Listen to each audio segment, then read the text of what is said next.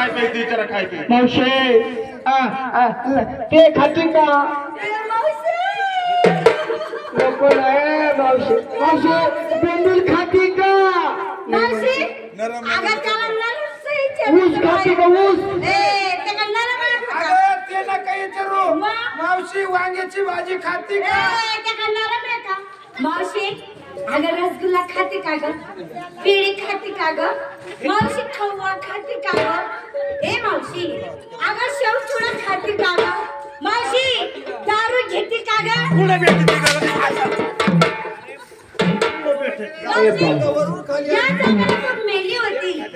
या जागाला पण मेली होती अगं बाई आता रस्ता अडवला त्या बाबाने तुला हलून हलून मारलं मावशी अगं मारलं तर मारलं पण जाग्यावरच तू परार सोडले आम्ही देवगावला गेले खरं देवगावला मावशी माझी म्हातारी भेटली होती का ग? बया तुझी म्हातारी भेटली याचा म्हातारा भेटला बाई हा बाई तुझ्या म्हातारीनं याचा म्हातारा नुसता असा केला बाई